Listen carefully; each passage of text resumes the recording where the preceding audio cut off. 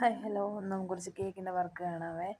ഇന്ന് നമുക്ക് red velvet ഉണ്ടായിരുന്നു, പിന്നെ വൈറ്റ് ഫോറസ്റ്റ് കേക്കും ഉണ്ടായിരുന്നു. 2 kg വരുന്ന റെഡ് വെൽവെറ്റ് ഉണ്ടായിരുന്നു, പിന്നെ ഒരു 1/2 kg റെഡ് വെൽവെറ്റ് ഉണ്ടായിരുന്നു, ഒരു 1 kg വരുന്ന വൈറ്റ് ഫോറസ്റ്റ് നമുക്കൊരു പേസ്ട്രി ആക്കിയിട്ട് കട്ട് ചെയ്ത് കൊടുക്കാനുണ്ടായിരുന്നു. അപ്പം 2 kg വരുന്ന റെഡ് വെൽവെറ്റ് നമുക്ക് 2 ടയർ ആയിട്ട് കസ്റ്റമർ നമുക്ക് ഒരു ഡിസൈൻ തന്നിട്ടുണ്ടായിരുന്നു. അപ്പോൾ അത് ചെയ്ത് കൊടുക്കാൻ വേണ്ടിയായിരുന്നു. ഏകദേശം അല്ല, ഏറെക്കുറേയും ആ രീതിയിൽ തന്നെ ചെയ്ത് കൊടുത്തിട്ടുണ്ട്.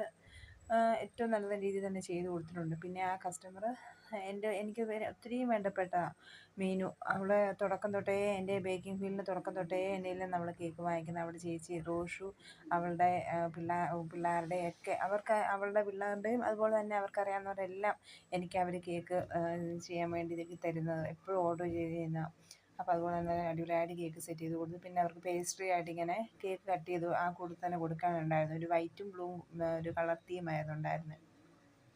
അതെല്ലാം ചെയ്ത് പിന്നെ ഒരു 1/2 kg ഒരു റെഡ് വെൽവെറ്റ് ഉണ്ടായിരുന്നു, അതും നമ്മൾ ചെയ്ത് കൊടുത്തു. ഈ ഓർഡർ പ്ലേസ് ചെയ്തത് നമ്മുടെ മന്ദനംകാവിലെ അപ്പുറത്തുനിന്നായിരുന്നു.